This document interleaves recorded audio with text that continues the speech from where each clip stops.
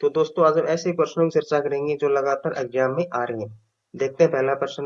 भारतीय सुधार समिति का स्थापना किसने की थी? तो दादा भाई नारोजी ने की थी। अगला क्वेश्चन देखते हैं। लाल पाल और बाल त्रिगुट का कौन सा व्यक्ति भारतीय राष्ट्रीय कांग्रेस का अध्यक्ष भी रहा है? तो लाला लाजपत राय रहा है।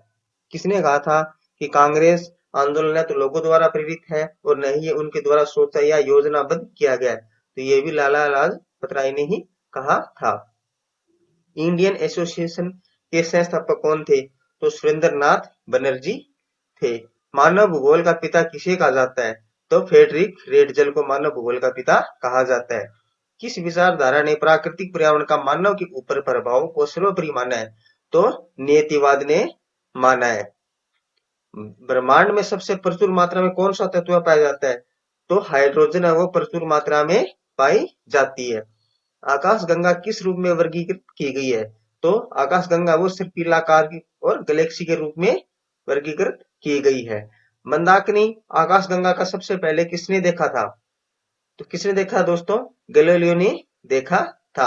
समुद्र तल की क्षितिज रेखा जिससे ऊंचाई तथा गहराई की माप होती है वो क्या कहलाती है? तो वो दोस्तों डेटम रेखा कहलाती है। संविधान सभा की दूसरी बैठक कब हुई थी? तो दूसरी बैठक 11 दिसंबर 1946 को हुई थी। संविधान सभा की अंतिम बैठक कब हुई थी दोस्तों? तो संविधान सभा की जो अंतिम बैठक है वो 24 जनवरी 1950 को हुई थी। प्रारंभ में संविधान सभा में कुल कितने सदस्य थे? तो 389 389 सदस्य थे। बंटवारे के बाद संविधान सभा में कुल कितने सदस्य थे? तो उस टाइम दोस्तों इसमें 299 सदस्य थे। संविधान में कुल कितनी महिला सदस्य थी? तो दोस्तों 15 सदस्य महिला थी। सिंधु सभ्यता का स्थल बनावली वर्तमान में कहाँ है? तो ये स्थल दोस्तों वर्तमान समय में फतेहाबाद हरियाणा के अंदर स्थित है। सिंधु सभ्यता का स्थल रंगपुर वर्तमान में कहाँ है?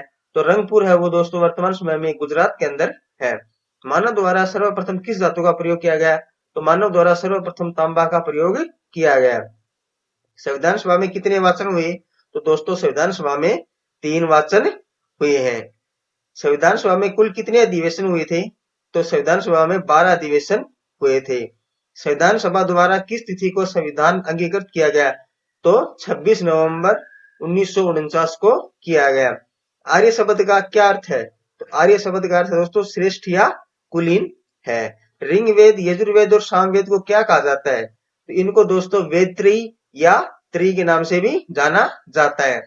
ऋग्वेद में कौन से मंडल में 4 वर्णों ब्राह्मण, क्षत्रिय, वैश्य और शूद्र का उल्लेख मिलता है? तो दोस्तों 10वें के अंदर ही मिलता है।